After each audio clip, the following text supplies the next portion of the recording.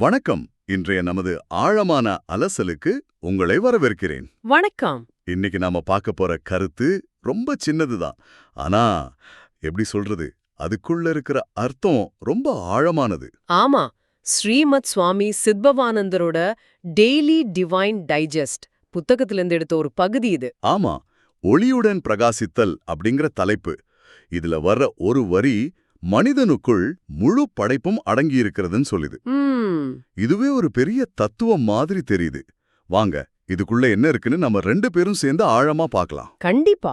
இந்த உரையோட ஆரம்பமே ரொம்ப சக்தி வாய்ந்ததா இருக்கு.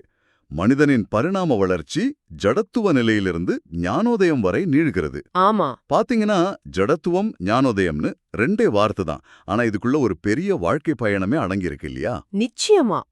இது ஒரு பெரிய ஸ்பெக்ட்ரம் மாதிரி. ஒரு முனையில ஜடத்துவம், மறுமுனையில ஞானோதயம். சரி, நாம முதல்ல அந்த ஆரம்ப புள்ளியிலிருந்து தொடங்குவோம். இந்த ஜடத்துவம், அதாவது இனர்ஷியான்னு சொல்றாங்களே, அது எப்படி சரியா புரிஞ்சுக்கிறது?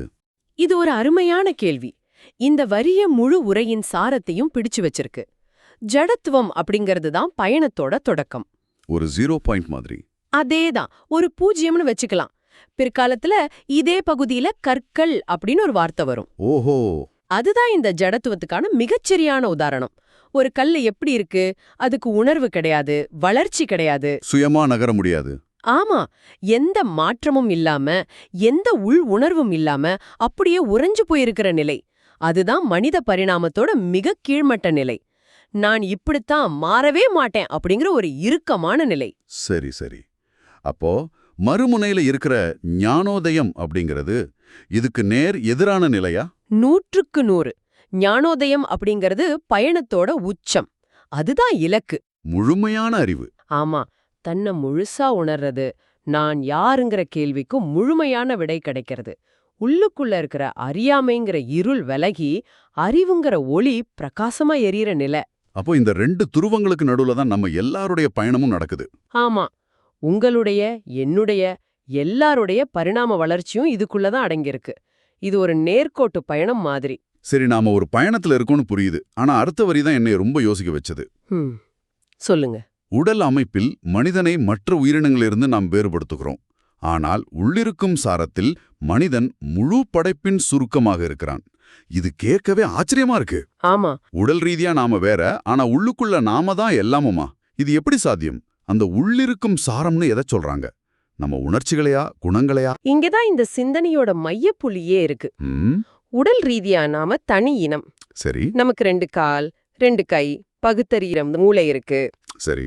இது நம்ம புலி கிட்ட இருந்தோம், மான் கிட்ட இருந்தோம், பாம்பு கிட்ட இருந்தும் தனிச்சு காட்டுது. இது எல்லாருக்கும் தெரிஞ்ச வெளிப்படையான உண்மை. ஆமா, ஆனா இந்த உரை பேசுறது நம்மோட உள் உலகத்தை பத்தி. நம்மளோட குணங்கள், உணர்வுகள், எண்ணங்கள், ஆசைகள், பயங்கள், இது எல்லாத்தையும் பத்தி. ஓஹோ. சொல்லப்போனா ஒரு பெரிய ஆலமரத்தோட முழு தன்மையும் அதோட சின்ன விதைக்குள்ள எப்படி அடங்கி இருக்கோ, ஆமா, அதே மாதிரி இந்த பிரபஞ்சத்துல இருக்கிற எல்லா குணாதிசயங்களும் ஒரு விதை மாதிரி உங்களுக்குள்ளேயும் இருக்கு. அதனாலதான் மனிதனை ஒரு குட்டி பிரபஞ்சம், அதாவது மைக்ரோகாசம் அப்படின்னு சொல்லுவாங்க. குட்டி பிரபஞ்சம். ஆமா, ஒரு மிருகத்தோட மூர்க்கத்தனம், ஒரு பறவையோட சாந்தம், ஒரு பாம்போட தந்திரம், ஒரு தேவதையோட கருணை, ஒரு கல்லோட பிடிவாதம், இது எல்லாமே உங்களுக்குள்ள உறங்கிக்கிட்டு இருக்கு. அப்போ அதனாலதான் நாம முழு படைப்பின் சுருக்கம்னு சொல்றாங்களா? அதேதான், சரியா புடிச்சிங்க. இது கேட்கவே ரொம்ப சுவாரஸ்யமா இருக்கு. இதை இன்னும் விளக்குறதுக்காகவே அடுத்த வரியில சில உதாரணங்களை கொடுக்கறாங்க. மனித வடிவத்தில் கற்கள், பாம்புகள், புலிகள், புறாக்கள், மான்கள், மனிதர்கள் மற்றும் தேவதைகளும் உள்ளனர். இது வெறும் கவிதை மாதிரி சொல்லப்பட்ட விஷயமா, இல்ல இது ஒவ்வொன்றுக்கும் ஒரு ஆழமான அர்த்தம் இருக்கா? இது வெறும் கவிதை நடை இல்ல. இது ரொம்ப ஆழமான உளவியல் மற்றும் ஆன்மீக குறியீடு. இதுல வர்ற ஒவ்வொரு உருவகமும் நம்மளோட ஒரு குறிப்பிட்ட குணத்தை குறிக்குது. சரி, நாம ஒவ்வொன்னா பார்க்கலாம். முதல்ல கற்கள். இது நாம ஏற்கனவே ஜடத்துவத்தோட சம்பந்தப்படுத்தி பேசணும். ஆமா, கற்கள் அப்படிங்கிறது எந்த மாற்றத்தையும் ஏத்துக்காத பிடிவாதம்.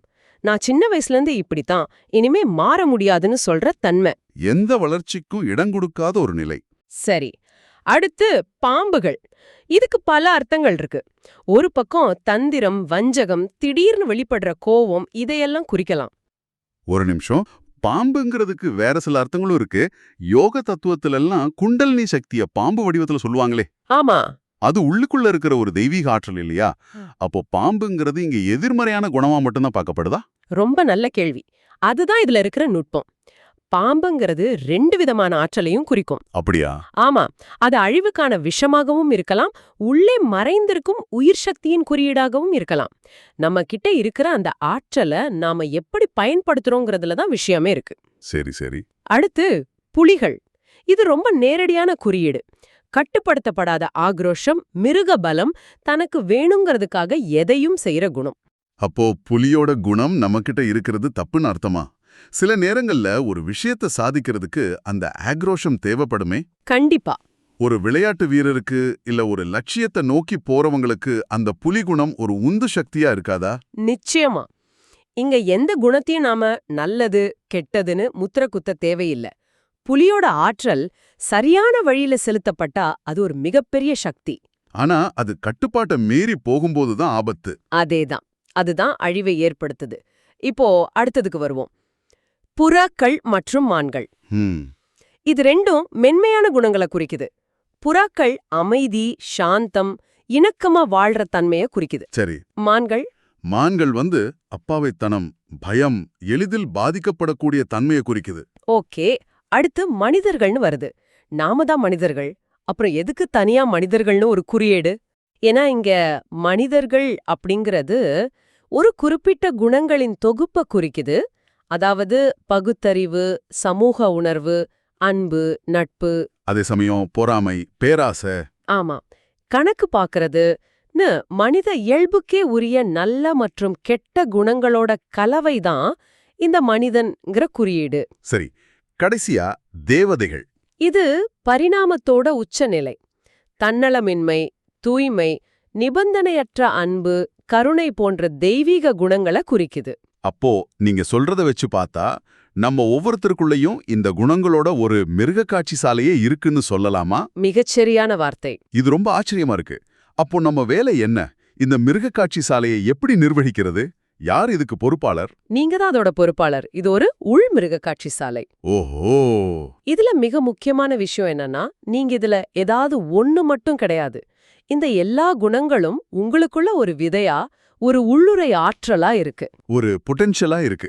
ஆமா, சூழ்நிலைக்கு ஏத்த மாதிரியும், உங்களோட மனநிலைக்கு ஏத்த மாதிரியும், முக்கியமா உங்களோட விழிப்புணர்வுக்கு ஏத்த மாதிரியும் இதுல ஏதாவது ஒரு குணம் வெளிப்படும். உதாரணத்துக்கு, அலுவலகத்துல கோவமா இருக்கும்போது உங்களுக்குள்ள இருக்கிற புலி வெளியே வரலாம். உங்க குழந்தைகளோட விளையாடும் போது மான் அல்லது புறாவோட குணம் வெளியே வரலாம். ஒரு சிக்கலான முடிவு எடுக்கும்போது மனிதனோட பகுத்தறிவு தேவைப்படலாம். இது ஒரு சக்தி வாய்ந்த யோசனை. நம்மள நாமே வெறும் உணர்ச்சிகளின் கைதியா பார்க்காம இந்த குணங்களின் தொகுப்பா பார்க்க ஆரம்பிச்சா நம்ம மேலேயே நமக்கு ஒரு பெரிய புரிதல் வரும். நிச்சயமா. சரி, இத்தனை குணங்கள் நமக்குள்ள இருந்தா ஒரு குறிப்பிட்ட நேரத்துல நாம எந்த நிலையில இருக்கோம்னு எப்படி தெரிஞ்சுக்கிறது?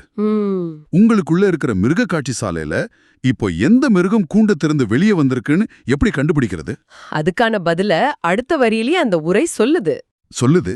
ஒருவரின் நடத்தையும் உள்ளிருக்கும் ஒளியுமே மனிதனின் சாதனைகளை காட்டுகின்றன. இது ஒரு மிக தெளிவான அளவுகோல். அப்போ நாம எங்கேயும் போக தேவையில்ல, யாரையும் கேட்க தேவையில்ல, நம்மள நாமே கவனிச்சா போதும். அதேதான். உங்களோட செயல்கள், பேச்சு, சிந்தனை ஓட்டம் இதுதான் கண்ணாடி. அதுதான் உங்களுக்குள்ள எந்த குணம் மேலோங்கி இருக்குன்னு உங்களுக்கு காட்டும். ஆமா, ஒருத்தர் எப்பவும் அமைதியாவும் அன்பாவும் நடந்துகிட்டா அவர்கிட்ட புறாவோட குணம் வெளிப்படுது. ஒருத்தர் எளிதில் கோவப்பட்டு மத்தவங்கள வார்த்தையால தாக்குனா புலியோட குணம் வெளிப்படுது. ஆமா, ஒருவர் எந்த வளர்ச்சிக்கும் இடம் கொடுக்காம பிடிவாதமா இருந்தா கள்ளோட குணம் வெளிப்படுது. சரி, இதுல ரெண்டாவது உள்ளிருக்கும் ஒளின்னு ஒன்னு சொன்னீங்களே, அதுதான் ரொம்ப முக்கியம்னு தோணுது. ஆமா, நடத்தைங்கிறது வெளிப்பாடுன்னா இந்த அக ஒளிங்கிறது அந்த வெளிப்பாட்டை கவனிக்கிற ஒரு சக்தி.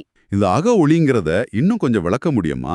அது அறிவா, மனசாட்சியா, இல்ல வேற ஏதாவது ஒண்ணா? அக ஒளிங்கிறது சுய விழிப்புணர்வு, அதாவது செல்ஃப் அவேர்னஸ். எனக்குள்ள புலிகுணமும் இருக்கு, புறா குணமும் இருக்குன்னு உணர்றது தான் அந்த ஒளி. அந்த ஒளி இல்லாதப்போ நாம நம்ம குணங்களோட கைதி ஆயிடுறோம். கோபம் வந்தா நாமளே கோபமா மாறிடுறோம். ஓ. ஆனா ஓ எனக்கு இப்ப கோபம் வருது, இது எனக்குள்ள இருக்கிற புலியோட வெளிப்பாடுன்னு உங்களால ஒரு படி தள்ளி நின்னு கவனிக்க முடிஞ்சா அங்கே ஒளி இருக்குன்னு அர்த்தம். சரி சரி, ஒரு சின்ன உதாரணம் சொல்லுங்களேன். சொல்றேன். வண்டியில போகும்போது ஒருத்தர் உங்களை தப்பா ஓவர்டேக் பண்றார். உடனே உங்களுக்குள்ள ஒரு கோபம் பொங்கி வருது. அது புலி. ம் அந்த நேரத்துல அந்த கோபத்துல மூழ்கி அவரை திட்ட ஆரம்பிச்சா அங்கே ஒளி இல்ல. புலிதான் வண்டியை ஓட்டுது. அப்படியா? ஆனா அதே நேரத்துல எனக்கு கோபம் வருதுன்னு உங்களுக்குள்ள நீங்க கவனிச்சு ஒரு ஆழமான மூச்சை இழுத்து விட்டு சரி போகட்டும்னு அமைதியானா அங்கே ஒளி இருக்குன்னு அர்த்தம். அப்ப நீங்க புலிய பார்த்துட்டீங்க, அதை கட்டுப்படுத்திட்டீங்க. ஆமா, அந்த ஒளியோட பிரகாசம்தான் உங்களோட ஆன்மீக சாதனையின் அளவு. அப்போ நாம நம்ம குணங்களை வெறுக்கவோ அழிக்கவோ தேவையில்லை, அதை கவனிக்க ஆரம்பிச்சாலே போதும். இது ஒரு பெரிய விடுதலையை தர்ற மாதிரி இருக்கு. ஆமா, அப்போ இந்த முழு பயணத்தோட நோக்கமே இந்த குணங்களோட கீழ்மட்டத்தில இருந்து மேல் நோக்கி நகரணுங்கிறது தானா? அதாவது ஜடத்துவமான கல்லிலிருந்து தெய்வீகமான தேவதை நிலைக்கு உயர்றது தான் மனித வாழ்க்கையின் நோக்கமா? அதுதான் நோக்கம். அதை எப்படி அடையிறது? பரிணாம வளர்ச்சிங்கிறதே கீழ்நிலையிலிருந்து மேல்நிலைக்கு போறதுதான். அதுக்கான வழியையும் அந்த உரையின் கடைசி வரி ரொம்ப அழகா சொல்லுது. என்ன சொல்லுது? அறிவு ஒளி ஒரு வியக்தியின் முழுமையிலும் பிரகாசிக்கும்போது அவர் ஞானோதயத்தை நோக்கிச் செல்கிறார். அறிவு ஒளி. இங்க அறிவு ஒளி அப்படிங்கிறது வெறும் புத்தக அறிவோ தகவல்களும் கிடையாது. அது தன்னை பற்றிய அறிவு. தன்னை பற்றிய அறிவு. ஆமா, தனக்குள்ள ஒரு மிருகக்காட்சி சாலையே இருக்குங்கிறது முதல்ல ஏத்துக்கிறது. அப்புறம் அந்த ஒவ்வொரு குணத்தையும் விருப்பு வெறுப்பில்லாம கவனிக்கிறது. ஓகே. அந்த விழிப்புணர்வுங்கிற ஒளி பிரகாசமாக ஆக உங்களுக்கு ஒரு தெளிவு பிறக்கும். எந்த குணத்தை வளர்க்கணும், எதை கடந்து போகணும். எதோட ஆற்றலை எப்படி மடைமாற்றணுங்கிற தெளிவு. சரியா சொன்னீங்க. ஆற்றலை மடைமாற்றுறதுனா? உதாரணத்துக்கு உங்களுக்குள்ள இருக்கிற புலியோட ஆக்ரோஷத்தை நீங்க உணரும்போது அதை அழிச்சிட்டு சாதுவா முயற்சி பண்றதுக்கு பதிலா அதோட சக்திய ஒரு நல்ல காரியத்துக்காக, ஒரு லட்சியத்தை அடையறதுக்காக மடைமாத்த முடியும். சரி. மானோட பயத்தை உணரும்போது அதை கடந்து போக தேவையான தைரியத்தை வளர்க்க முடியும். பாம்போட ஆற்றலை ஆக்கப்பூர்வமான சக்திக்கு பயன்படுத்த முடியும். அப்போ நம்ம குணங்களோட சண்டை போடாம அதை புரிஞ்சுக்கிட்டு அதை ஒரு கருவியா பயன்படுத்த ஆரம்பிக்கணும். அதேதான். அப்படி செய்ய ஆரம்பிக்கும்போது நீங்க ஞானோதயத்தை நோக்கி, அதாவது உங்களோட முழுமையான தெய்வீக நிலைய நோக்கி நகர ஆரம்பிக்கிறீங்க. இது ஒரு நாள்ல நடக்கிற விஷயம் இல்ல, இது ஒரு தொடர்ச்சியான உள்முகப் பயணம். அப்போ மனிதன் அப்படிங்கிறவன் ஒரு ஒற்றை இயல்பு கொண்டவன் இல்ல. அவனுக்குள்ள முழு பிரபஞ்சத்தோட குணங்களும் அடங்கியிருக்கு. ஆமாம். சுய அறிவு, அதாவது சுய விழிப்புணர்வுங்கிற ஒளியின் மூலமா அந்த குணங்களை நாமளே நிர்வகிச்சு ஜடத்துவத்திலிருந்து ஞானோதயத்தை நோக்கி பயணிக்க முடியுங்கிற ஒரு ஆழமான சிந்தனையை தான் இந்த உரை நமக்கு காட்டுது. ஆமா. இந்த ஆழமான அலசல்ல எங்களோட இணைஞ்சதுக்கு நன்றி. இந்த உரையாடலை நாம நிறைவு செய்யும்போது உங்களுக்காக ஒரு சிந்தனை. இந்த உரை சொல்ற மாதிரி உங்களுக்குள்ளேயும் கற்கள், புலிகள், புறாக்கள், தேவதைகள்னு எல்லாமே இருக்கு. இப்போ இந்த நிமிஷத்துல உங்களுக்குள்ள நீங்க உற்று பார்த்தா எந்த குணம் ரொம்ப முதன்மையா வெளிப்படுறதா உணர்றீங்க? நல்ல கேள்வி. ஒருவேளை நீங்க இந்த நாள்ல நடந்த சம்பவங்களை நினைச்சு பார்த்தா இன்னைக்கு உங்க மிருக காட்சி சாலையிலிருந்து எந்த மிருகம் அதிகமா வெளியே வந்திருக்கு? அதை விட முக்கியமா நாளைக்கு நீங்க எந்த குணத்தை பிரஜ்ஞபூர்வமா வளர்க்க விரும்புறீங்க?